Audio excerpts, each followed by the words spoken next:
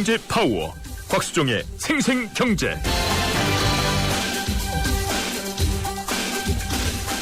안녕하십니까. 10월 18일 금요일 YTN 생생경제 시작하겠습니다. 곽수종입니다. 이번 주 내내 YTN 생생경제에서 외국인들의 우리 주식 매수세를 얘기했었죠. 왜 외국인들이 36일이나 연속으로 13조 원을 넘는 돈을 가져다 와서 우리 주식을 매수했을까요? 먼저 한국 경제 기초가 탄탄하기 때문이라는 이야기가 있습니다. 그런데 동양그룹 사태는 뭡니까? 그리고 최수연 금감원장 이야기에 따르면 앞으로 4개 정도 이런 어려움을 겪는 기업들이 더 있다는 건데 이것이 기초가 탄탄한 건가요? 두 번째는 견조한 경상수지 흑자, 북핵 위협에도 국가 신인도가 안정세를 유지하기 때문이라고 합니다. 환율이 1150원대보다 1050원대가 소비자에게 유리한 거 맞죠? 수입 물가가 싸지니까 말입니다. 그런데 우리 지금까지 1150원대를 유지해 왔었지 않습니까? 왜요? 기업이 살아야 경제가 산다고 하니까 수출 많이 하시라고 국민들이 참았죠. 그럼 이제 환율이 좀 떨어지면 소비자들도 더 덕 좀 봐야 되지 않을까요? 외국인들이 덕보는 것 같습니다. 주가지수가 2200까지 갈 수도 있다는 장밋빛 전망이 나오고 있는데요. 글쎄 개미는 개미일 뿐인 것 같습니다. 오늘 3, 4부 금요기획 시간에는 코스피 지수가 마의 2050선을 돌파하고 난 다음에 어떤 방향으로 갈지도 한번 살펴보겠습니다. 그동안 저평가되어 왔다고 하는데 정말 저평가돼서 그런 건지 외국인들의 바이코리아, 이 무서운 바이코리아가 과연 무엇을 의미하는지 원인과 방향성에 대해서 자세히 이야기 나누겠습니다. 가을 개편을 맞이해서 새로운 코너도 만나보실 수 있는데요. 음식에 얽힌 맛있는 경제 이야기도 준비했습니다. 오늘 불황에는 왜 매운 음식이 뜨는가 주제로 이야기를 나눠보도록 하겠습니다. 곽수종의 YTN 생생경제 1부 시작하겠습니다. 자동차 1년에 얼마나 타세요? 한 9,000km? 사고 난 적은요? 3년간 없죠. 그럼 보험료 할인 더 받으셔야죠. 마일리지로 할인받고 3년 무사고로 또 한 번 할인. 악사 다이렉트 자동차 보험 1566-1566 악사 다이렉트. 가입 시 유의사항을 꼭 확인하세요. 지금 서울에서 광대역 LTE 속도 대결을 한다는데 서울 전 지역에서 되는 광대역 LTE는 KT뿐이니 역시 KT로구나. 광대역 LTE 한판 대결 어서 참여하시오. 황금 주파수 광대역 LTE 올레. 9월 30일 기준 올레닷컴 창조.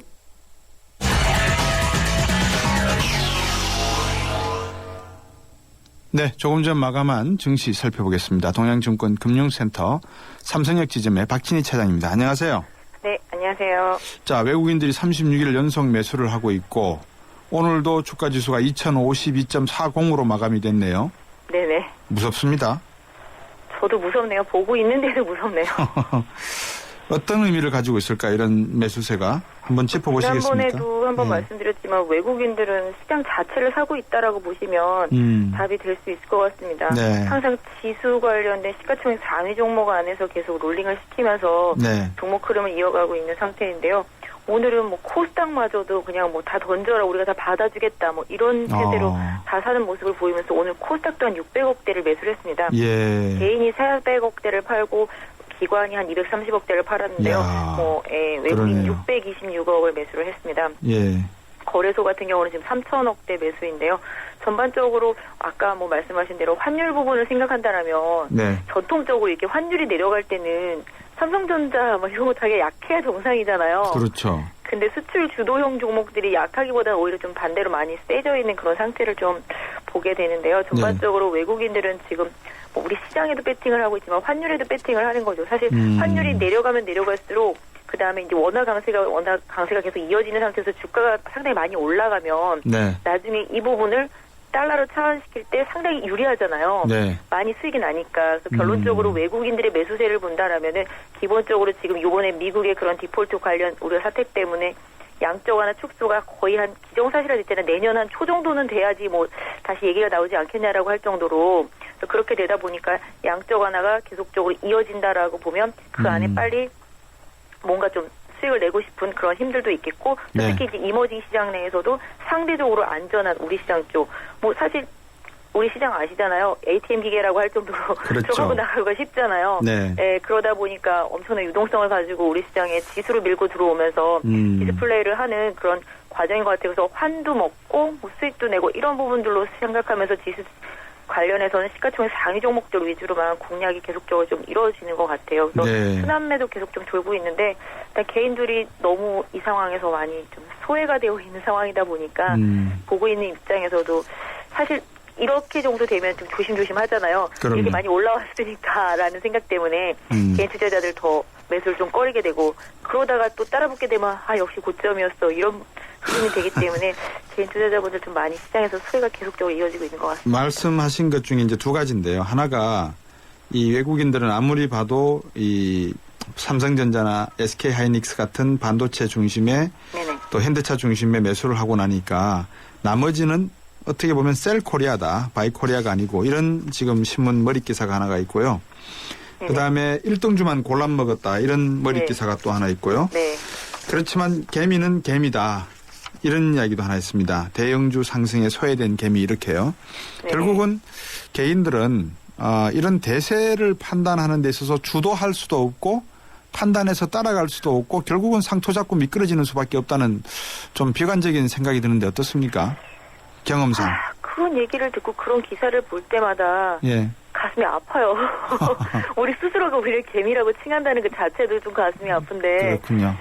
사실 어떤 면에서 보면은 영리하다 거꾸로 역으로 생각하면 네. 지금 그냥 숫자적으로 정말로 개미가 과연 저 대형주가 없을까? 네. 계좌를 정말로 열어보지 않고서는 모를 일이잖아요. 네. 실질적으로 지금의 상황에서 본다면 지수가 올라올 때 개인 투자자들은 외국인이 사는 데다가 팔았다고 거꾸로 볼 수도 있겠고 네. 또 콜색도 마찬가지잖아요. 그런 맥락에서 본다라면은 어떤 면에서 보면 개미들이 더 영악하게 매매를 했다라고도 반대를 봐야 되겠지만 그래도 주변에 보면 대형주를 갖고 있는 개인 투자자가 없는 걸로 본다라면은 네. 지금 사실 개인 투자자들의 모든 자금 같은 경우 거의 이제 뭐 펀드 환매가 계속 들어오면서 투신권 물량 나오는 부분들도 있기 때문에 이쪽도 사실 알고 보면 개인 거잖아요. 네. 그렇게 본다라면은 개인 투자자분들은 계속적으로 지금 지수 상승을 믿지 않고 그냥 매도를 하고 있는데 마지막에 상투를 잡는 개인들이 아직 안 나타났잖아요. 네. 실질적으로 기존의 바닥에서 사서 가지고 가는 개인들하고 고점에서 참지 못하고 추격 매수하는 개인하고는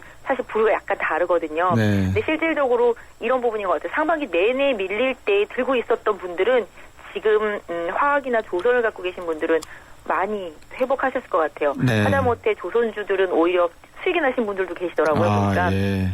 네, 그런데 반대로 그냥 전통적으로 강하다라고 생각을 해서 IT 위주로 이제 뭐 가지고 계셨던, 그러니까 아까 말씀하신 대로 1등주만 가는 지금 흐름이잖아요. 네. 그러니까 2등주 이제 세컨드 하이어드 종목들이 지금 안 갔었는데 네. 요새 서서히 외국인들이 그런 쪽으로도 조금씩 수급을 이동시키는 게 조금 눈에 보이긴 하거든요.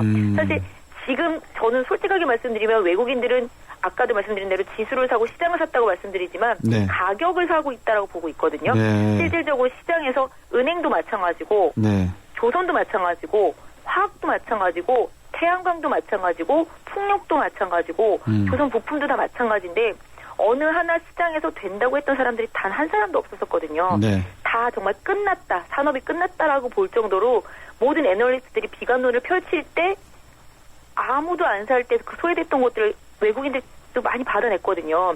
그렇게 본다라면 시장에서 싸서 소외됐던 그 틈새를 외국인들이 노리고 간 것이지 실질적으로 지금 태양광 주식들이 수익이 나서 올라가는 거 절대 아니고 네. 뭐 조선주들도 지금 당장 수익으로 들어가는 게 아니라 수주를 받고 있는 상태인 거잖아요. 그러니까 네. 업황이 좋다 보니까 물론 그거를 지금 미래의 퍼까지 땡겨가지고서 지금 올라가는 거잖아요. 화학주들도 마찬가지고 화학주들도 업황 사이클이 지금 2015년까지 좋다고 하니까 그 사이클 2015년도 2년 뒤 것까지 지금 다 땡겨서 올리는 거거든요. 그렇죠. 실질적으로 3분기 실적들 나오는 거 보면 다 아시겠지만 별거 아니거든요. 네. 근데 이렇게 별거 아닌 실적이 나오는 것들조차도 수급을 쥐고 있는 외국인들이나 기관들은 뭐 괜찮아. 괜찮아 하고 3분기는 사고 이렇지만 있다. 4분기부터 좋아질 거야라고 이런 논리. 근데 그 반대로 코스닥에 있는 종목들은 거의 어제하고 그제 보면 거의 막 무슨 융단 폭격을 가하듯이 매도를 하잖아요. 네. 실적이 나오니까 실적 발표 시즌에 맞춰서 던지는 그런 흐름들을 보였을 때 일단 기본적으로 수급이 지금 시장을 지배하고 있기 때문에 개인 투자자분들이 사실 쉽게 시장을 따라가기는 어려우시겠지만 그래도 외국인과 기관의 수급이 공존하는 그런 종목들은 알겠습니다. 꾸준히 따라가셔야 될 것 같습니다. 네, 오늘 말씀 여기까지 듣겠습니다. 고맙습니다. 네, 감사합니다. 동양증권의 금융센터 삼성역 지점의 박진희 차장이었습니다.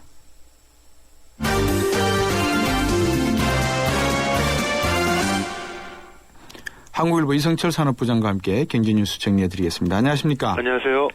금감원장 최수현 금감원장이 동양 사태 두고 사과했다고요? 네. 사실 이번 동양 사태가 오기까지 1차적으로는 동양그룹의 부실 경영 그리고 어떤 이 회사채 판매 과정에서 있었던 불안전 판매 이런 것들이 문제겠지만 네. 근본적으로 감독 당국이 이제 이러한 이 어떤 금융상의 문제가 있을 때는 그걸 미리 막고 사전에 차단해야 되는 책임이 있는 거 아니냐. 네. 이른바 감독 당국의 책임론 이것도 끊임없이 제기가 돼 왔습니다. 네.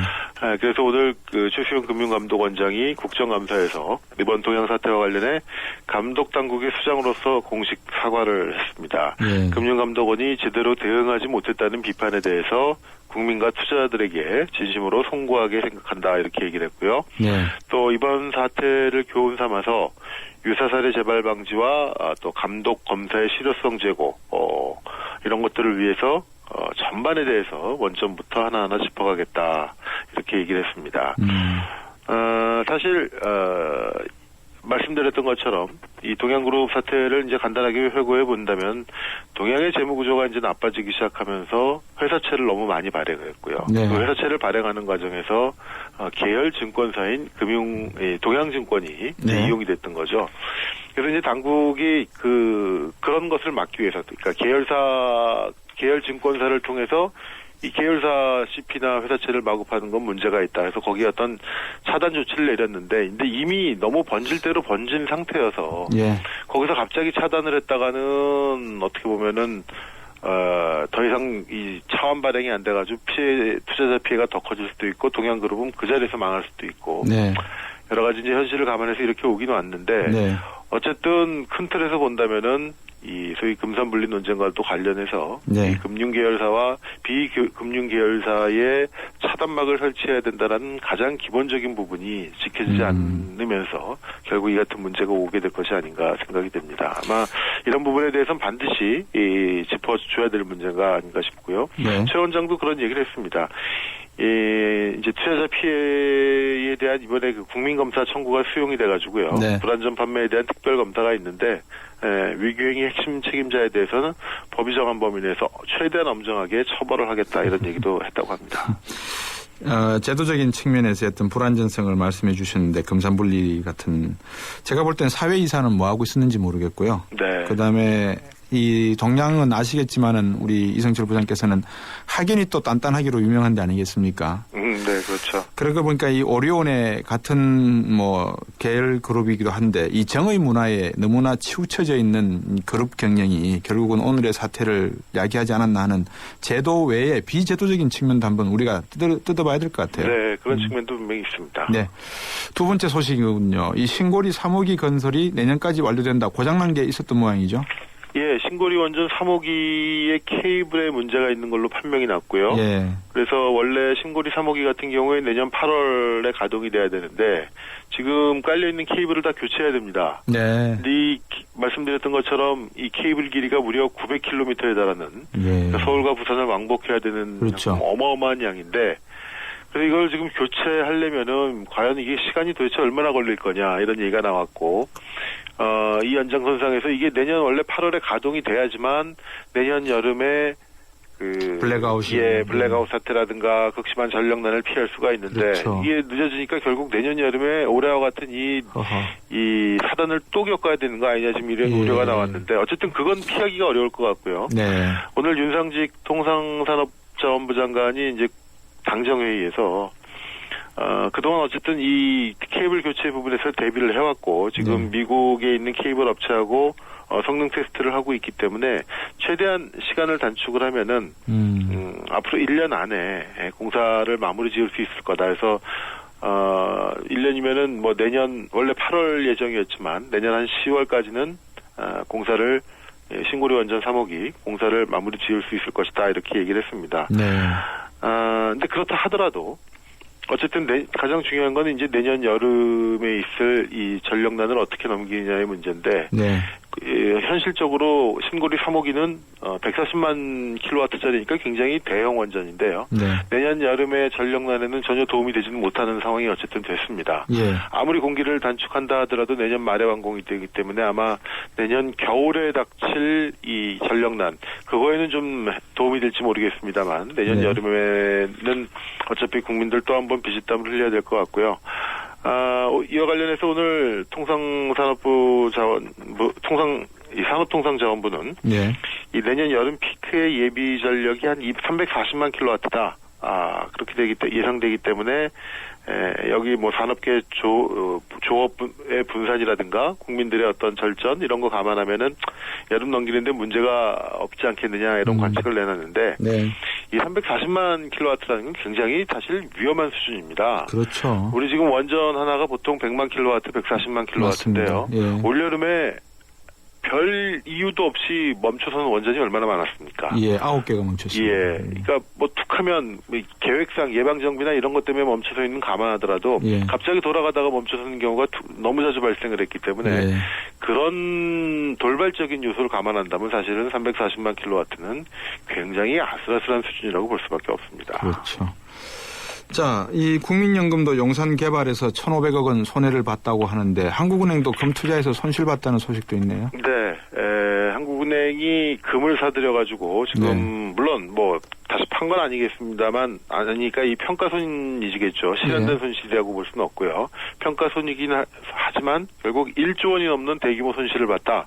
이런 주장이 나왔습니다. 오늘 한국은행 국정감사에서 새누리당의 이항구 의원이 이런 얘기를 했습니다. 그러니까 2011년 이후에 한국은행이 매입한 금이 총 90톤인데 네. 이달 16일 현재 11억 2천만 달러 우리 돈으로 한 1조 1천억 원 이상, 1조 한 2천억 원 정도의 평가손이 발생했다 얘기를 했습니다. 네.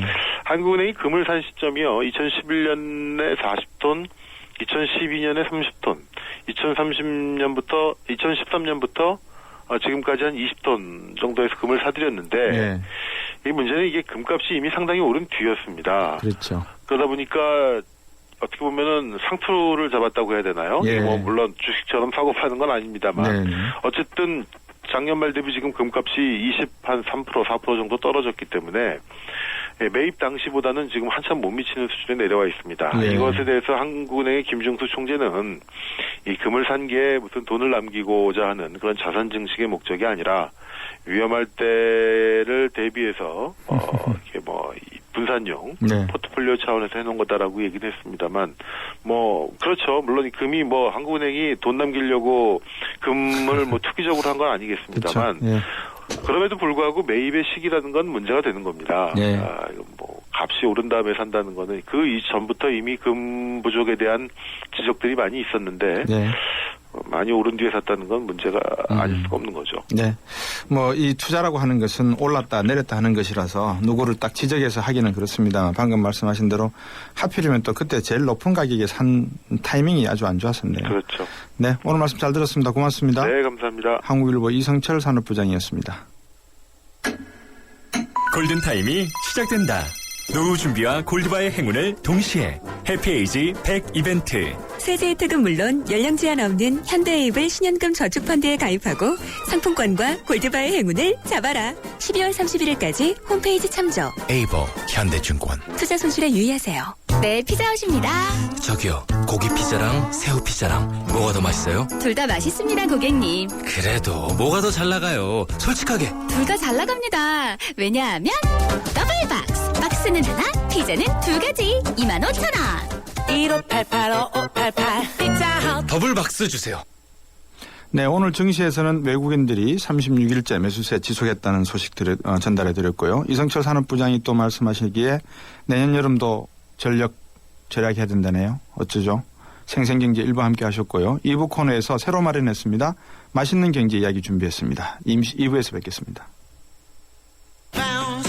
2013 가요계 최대 이슈 대한민국의 살아있는 전설 가왕 조용필 그가 돌아온다.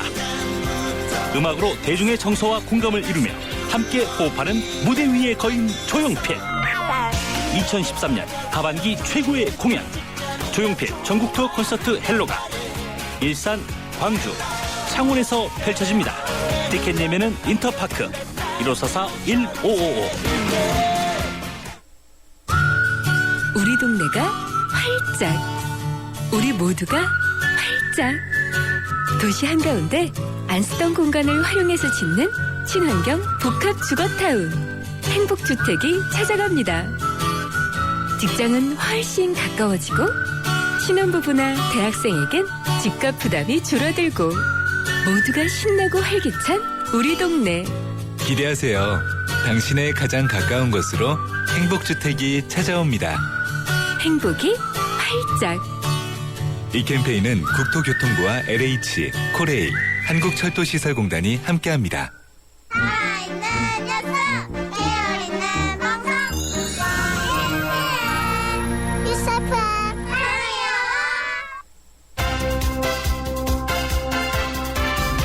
문제는 경제다. 경제를 풀어봅니다.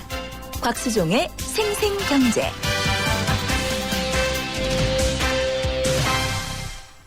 세상의 베이스가 되다 포스코 협찬으로 곽수중의 YTN 생생경제 2부를 시작하겠습니다. 생생경제 참여하시는 방법 다 아시죠 이제? YTN 라디오 새로운 애플리케이션 앱 예스를 통해서 한번 참여해 보시지 않겠습니까? 실시간으로 저하고 소통하실 수도 있고 하니까 한번 참여해 보시기 바라겠습니다. 많이 참여해 주시고 좋은 의견 주시면 고맙겠습니다. 가스비가 많이 나오면 큰일. 전기세까지 많이 나오면 더 큰일. 그래서 경동나비엔이 개발했다. 스스로 전기까지 생산하는 가정용 전기발전 보일러. 보일러 여기까지 왔다. 국가대표 보일러. 경동나비엔. 나랑 결혼해줄래? 내 속까지 풀 스테인리스를 건강하고 깨끗하게. 지켜주고 아껴주고 싶으니까 코코 풀 스테인리스 2.0 에코. 매일 너와 쿠쿠하고 싶어. 쿠쿠. 아이고 우리 심청이가 팔려가더니 그래도 내 걱정은 하지 마셔. 심청이가 안심포를 주고 갔으니까 이 안심포는 24시간 긴급 출동의 건강상담 서비스까지 받을 수 있어이다. 알뜰폰에 새콤을 더하면 S1 안심폰. 삼성 디지털 프라자에서 만나세요. 온 동네 맛있다고 소문난대. 최신김치 냉장고 모든 제품 다 보고 비교했지. 역시나 하이마트. 김치 냉장고 하이마트. 최신 김치 냉장고 잘 사려면 하이마트로 가요.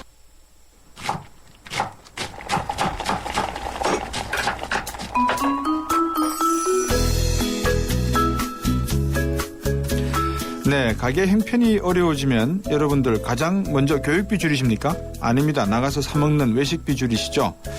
지갑이 가벼워질수록 그리고 또 여러분들 시원한 거 드시고 싶으세요? 아니면 닝닝한 걸 드시고 싶으세요? 주로 매운 음식이 땡긴다고 합니다. 이유가 뭘까요? 개편을 맞이해서 야심차게 준비했습니다. 들어보시면 아시겠지만 이분은 아무 코너에나 나오는 분이 아닌 것 같은데 YTN 생생경제에서 아주 삼고 처리, 아니죠. 요새는 10고 처리 정도는 해야 되더라고요. 10고 처리한 것 같습니다. 맛있는 경제의 푸드 칼럼니스트 김희준 씨입니다. 안녕하세요. 네, 안녕하세요. 자, 불황에 방금 제가 매운 음식이 잘 팔린다 했거든요. 네. 매운 음식 먹으면 저는 매운 음식 진짜 못 먹습니다. 그러세요? 예. 네. 근데 왜 매운 음식이 잘 팔립니까, 불황에? 일반적으로 전문가가 아닌 사람들은 이렇게 얘기를 해요. 예. 매운맛은 맛이 아니고 통각이다. 통각, 고통스러운. 그렇습니다. 그래서 자극이 들어오니까 네. 우리 몸 안에서 엔돌핀이 돌아서 기분이 좋아진다. 예. 그런 말도 안 되는 소리를 해요. 기분이 좋아지지가 않는데. 네, 굉장히 당황스러운 거죠. 예.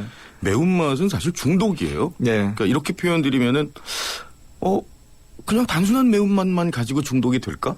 그렇죠. 그렇게 생각을 해보시면 청양고추만을 드시거나 예. 아주 스코빌 지수가 높은 고추들을 그냥 그 음식 자체로 스코빌 지수라고 하셨어요? 예, 스코빌 지수라고 예. 매운맛을 측정하는 예. 표시하는 방법이 있는데 네. 그냥 그러면 고추만 먹어야 되거든요. 그렇죠. 그렇게 해서는 중독이 되지 않아요. 예. 그러니까 사실은 매운 맛, 매운 음식이라고 규정을 해주셨기 때문에 네. 제가 질문을 하셨기 때문에 예. 아주 엄격하게 이야기를 하자면은 캡사이신과 어우러지는 나트륨 중독이에요. 이걸 잘 오해들을 많이 하세요. 그러면 캡사이신이 많으면 나트륨의 맛을 못 느끼는 겁니까? 못 느끼는 건 아니고요. 그만큼 더 자극적으로 느낀다. 자극적인 것들. 아하, 그러니까 나트륨은 안 좋다고 그러잖아요. 쉽게, 예, 그렇습니다. 건강에 사실 썩 좋지는 않죠. 그런데 이제 우리 혀를 자극시켜주는 가장 민감한 식재료 중에 한 가지는 사실 나트륨이에요. 그러니까 이렇게 생각해 보시면 아주 쉽죠. 무교동에 있는 낙지볶음집을 갔어요. 네. 이 집에서 다른 간을 안 해. 네. 고추만 넣어주는 거예요. 그걸 먹으러 올 사람이 누가 있겠습니까? 그러니까요. 뭐 당황스러운 거예요. 사실 네. 중독이 되는 건 매운 음식을 요리할 때 고추에 들어있는 캡사이신 성분하고요. 나트륨하고 그리고 탄수화물, 당질들. 예. 이렇게 한 4가지 정도가 들어간 음식들이기 때문에 인기가 있는 거예요. 뭐 닭발도 그렇고 매운 찜닭도 그렇고 그렇습니다. 그렇군요. 그렇군요. 그러면 자, 매운 음식들 중에서 추천하실 만한 음식들이 있습니까? 저는 사실 약간의 감기 기운, 환절기에 감기 기운이 오면 매운 걸로 그냥 다스려요. 소주에 고춧가루 뿌리는 그렇지는 않습니다. 그런 무식한 짓을 하지 않고요. 저는 그냥 매운맛보다는 사실 마비가 되는 통증도 좀 좋아해요. 그렇습니다. 저는 약간 감기 기운이 온다 그러면 중국집에 가서 화상들이 하는 데가 있습니다. 화교들이 하는. 화교분들이. 가서 마라샹궈를 달라 그래요. 마라샹궈. 예. 마라샹궈라고 하는 건 고추뿐만 아니고요. 마치 후추처럼 생긴 커다란 친구인데 이건 입술이 얼얼할 정도입니다. 국물을 한 숟갈 딱 떠는 순간 뜨끈한 국물을 살짝 이렇게 호호 불다가 입으로 이렇게 한 숟갈 딱 이렇게 넘기는 순간 목이 타들어가요. 입술과 목이 타들어가는데 이거 즐깁니다. 그럼 이제 콧잔등하고 등줄기에 땀이 쫙 흐르기 시작을 해요. 지금 유진 씨 말만 들어도 저는 지금 헛거리거든요. 그 매운 거를 썩 즐기시지 않는 분들은 그 입맛 자체가 굉장히 까다로운 분들이 많으세요. 뭉뚱그려진 맛보다는 섬세하게 재료가 가진 온갖 맛들을 즐기고자 하시는 분들 사실 매운맛 별로 안 좋아하시고요. 또 한 가지는 위가 안 좋으신 분들. 이 위가 안 좋다라고 통통 이렇게 뭉뚱그려서 이야기를 하면 좀 객관화시킬 수는 없고요. 우리 몸에 관략근이 2개가 있어요. 밑에 쪽에 하나가 있고 위쪽에 있는데 그 위에서 위산이 나오는 걸 위로 역류하지 못하도록 막아주는 역할을 하는데 매운맛이 들어가면 이 친구들이 잠깐 정신줄을 놔요. 깜짝 놀랐습니다. 영혼도 정신줄을 놓는데 근육인들 안 놓겠습니까? 그냥 놓는 순간 위산도 같이 역류를 같이 올라온다. 매운맛 때문에 굉장히 속이 버리게 되는 경우가 많죠. 근데 작년에 미국 CNN에서 이게 참 우리나라 매운맛에 대해서 소개까지 했다고요. CNN이 뭐 한국이 이뻐서 매운맛 취재한 건 아니었고요. 우리나라 사람이 이상하다는 겁니까? 그렇진 않습니다.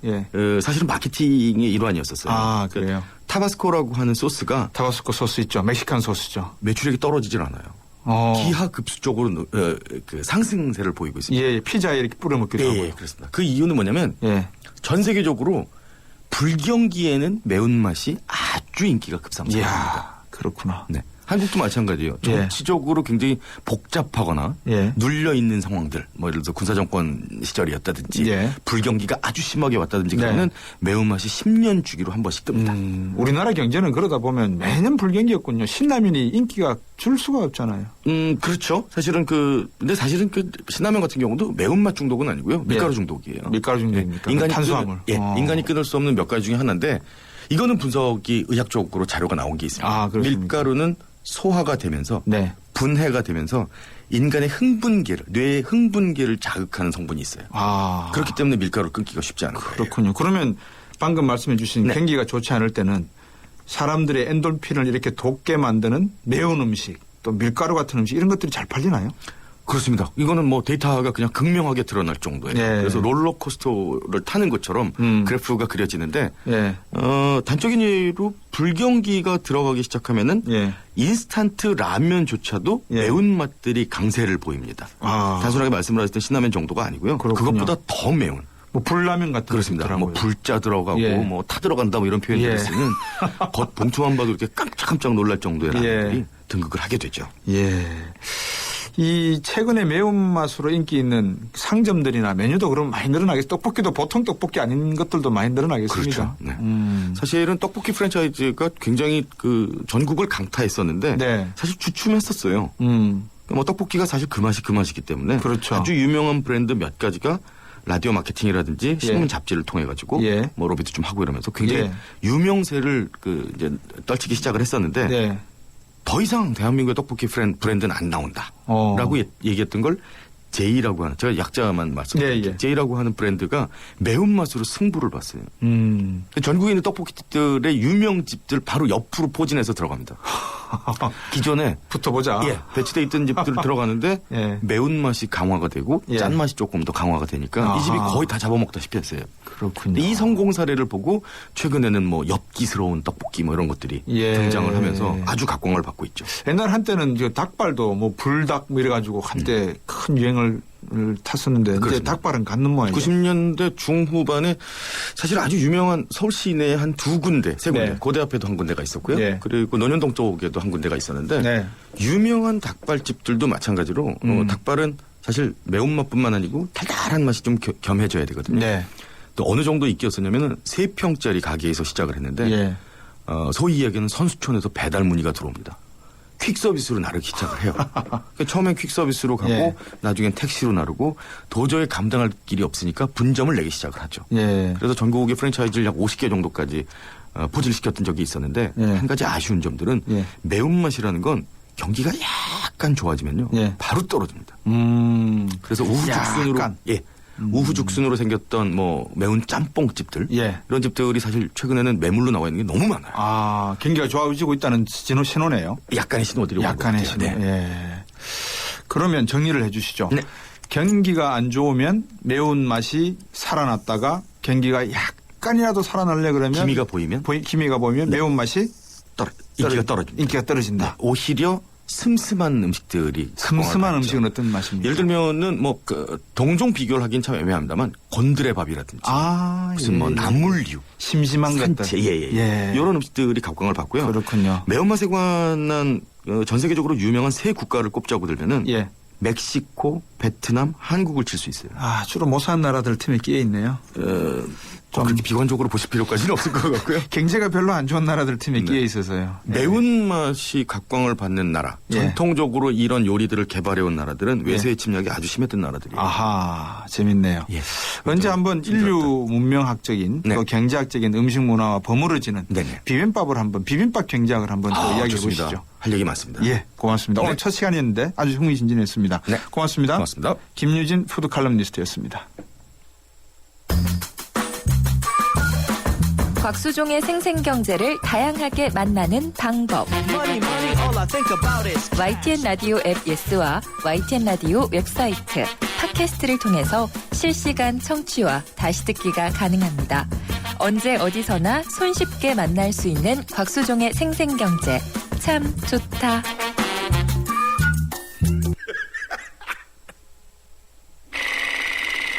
Risposta a tudo. Se voglio fare contento, Totò, guardate conto una cosa.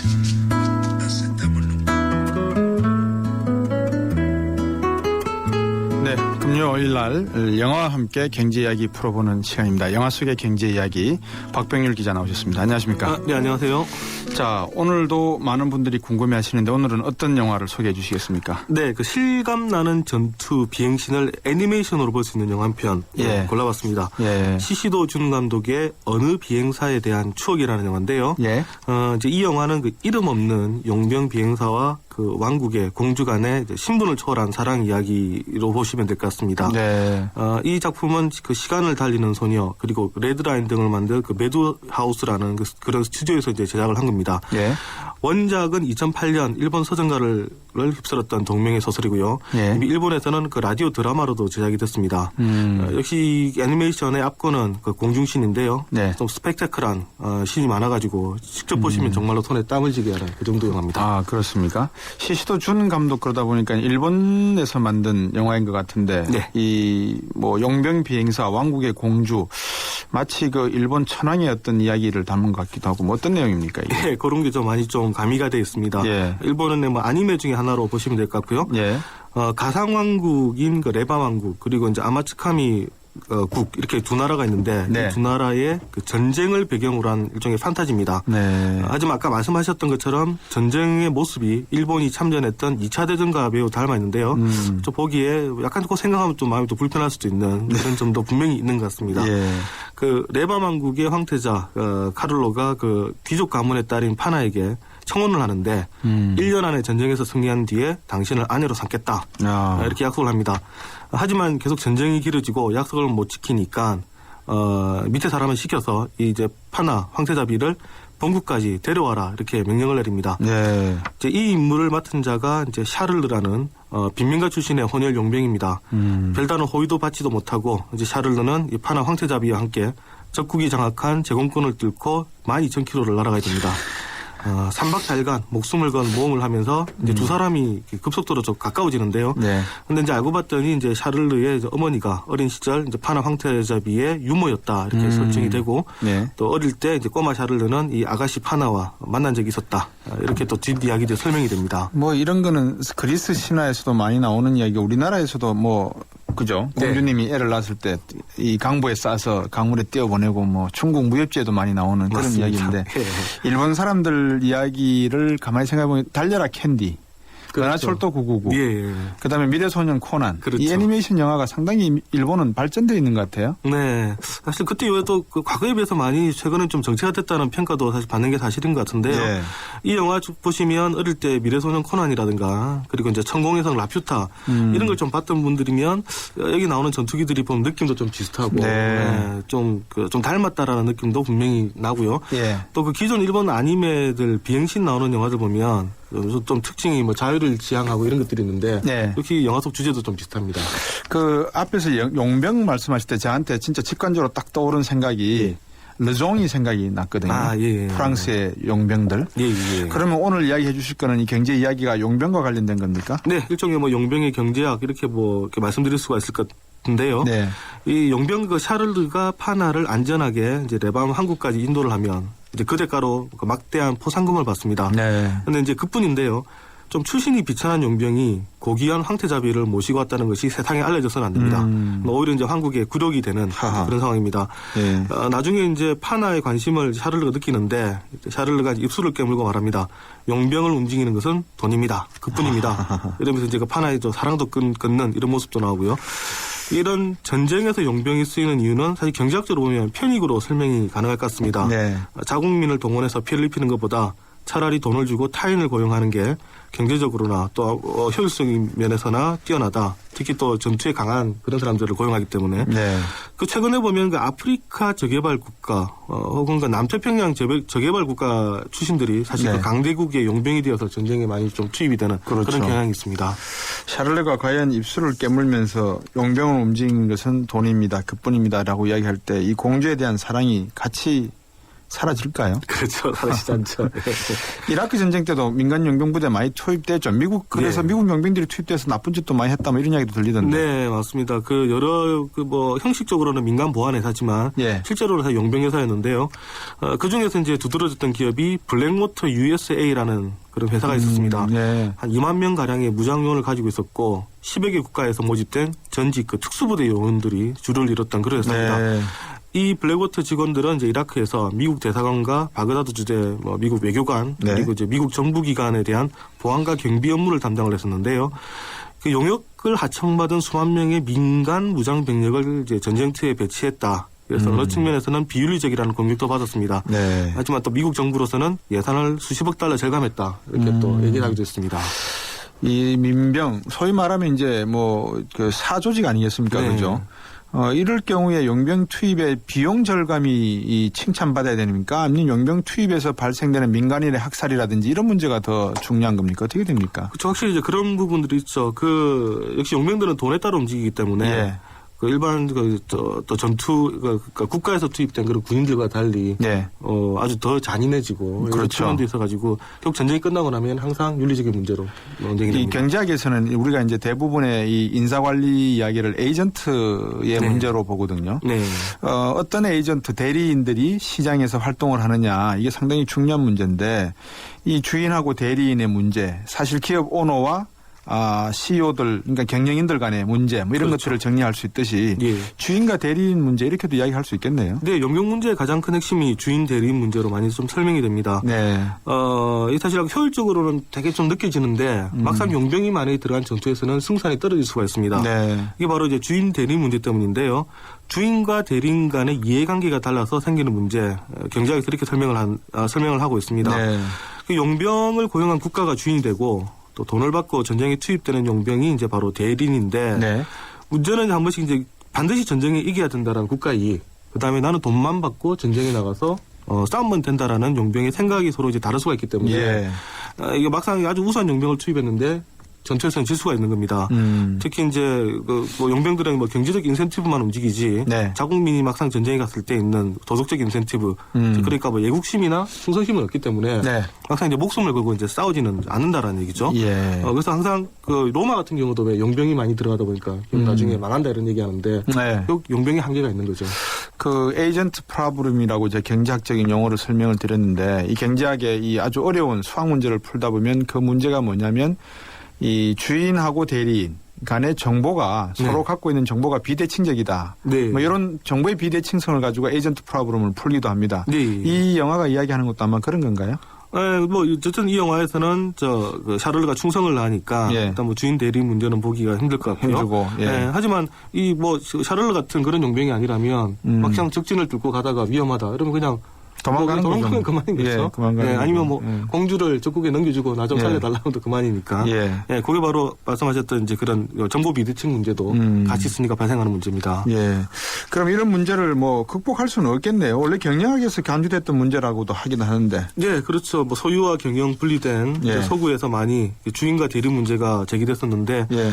일단 뭐 경제학에서 말할 때는 이런 그 정보 불균형을 없애야 된다. 이것을 하나 대안으로 얘기를 합니다. 네. 용병이 막상 전쟁에 나갔을 때 그 고용했던 그 특정 국가 입장에서는 용병이 뭘 하는지를 모르니까. 네. 그런데 이제 용병이 정말로 제대로 싸우고 있는지 이런 것들을 이제 철저하게 감시하기 위해서는 네. 근데 뭐 몸에 GPS를 단다든가 그냥 또 도청기를 달아가지고 예. 반역을 그러니까 배반하지 못하도록 하는 것도 하나 방법이라는 이제 그런 얘기가 있고요. 또 하나는 이제 성과급을 나눠서 준다. 그러니까 막상 나와서 전체 이기면 얼마를 더 주겠다. 뭐 이런 것도 하나의 대안이 될 수가 있는데 네. 사실 이제 이런 문제 때문에 용병들이 더 잔인해지는 그런 부분도 있습니다. 그 이탈리아 중세 이탈리아 때 보면 용병들에게 상대방의 죽인 머리 숫자에 따라서 돈을 주겠다라는 옵션이 있어가지고 예. 그러니까 오히려 이제 뭐 보는 사람마다 다 죽여버리고 예. 심지어 민간인까지 학살했다 이런 기록들이 남아 있습니다. 그렇군요.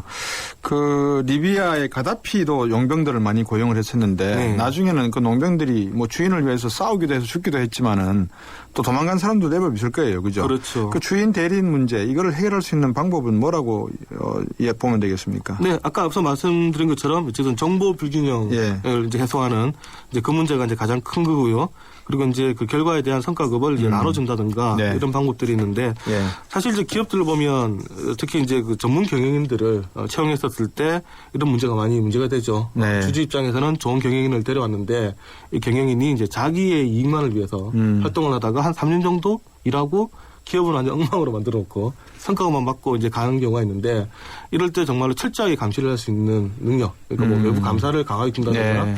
그런 방법도 있고 또 막상 이제 맨 끝에 최종 성과를 보고 또 마지막 뭐 봉급을 준다든가 이런 게 하나 대안이 될 수 있을 것 같습니다. 동양그룹 사태를 놓고 보면 현 회장과 김모 씨라고 하는 사람들 간의 어떤 대화가 오간 내용들 네. 그리고 동양그룹의 주요 임원들 간에도 어떤 정보의 비대칭성 이런 것들이 결국은 서로 속고 속이는 그런 과정 속에서 시장경제 전체에 시장 실패로 오면서 서민경제까지 영향을 미치는 이런 모습까지 저희들이 이야기해 볼 수 있겠네요. 네. 오늘 말씀 잘 들었습니다. 네, 감사합니다. 네, 경향신문의 박병률 기자였습니다. 묻지도 따지지도 않고 가장 많이 쓰는 깔기만 해도 심장이 바운스 바운스 뭐 스마트폰 1등 주식 어플을 소개합니다. 증권사 어플 이용자 수 1위 키움증권 2013년 5월 랭키닷컴 기준. 역시 스마트폰에서도 키움 깔아야 되나? 고민하지 말고 키움 까시오. 투자 손실에 유의하세요. 아이 같았으면 사탕을 주긴 하는데 마음이 복잡해요. 먹여도 되나? 몸에 좋은 것도 아닌데. 서울우유가 엄마의 고민 하나를 덜었다. 칼슘에서 비타민 D3까지 우유의 영양이 듬뿍. 이거 완전 씹어먹는 우유네? 서울우유 밀크캔디. 모두가 하고 싶어하는 일보다 누군가 해야 하는 일을 하자. 오늘의 이익보다는 내일 더 필요한 일을 하자. 함께할 때 더 큰 가능성을 창조할 수 있기에 함께 더 멀리 내일을 키우는 에너지 한화. 짧아서 더 아쉬운 가을. 그래서 쉐보레가 10월 특별 혜택을 준비했습니다. 쉐보레 차량 구매 시 최대 120만 원 특별 지원. 스파크 또는 크루즈 디젤 구매 시 최대 36개월 무이자 할부. 최대 36개월 1.9% 초저리 할부. 쉐보레 혜택으로 즐거운 가을 여행을 떠나보세요. 일부 차종 제외 10월 31일까지. Chevrolet. Find new roads.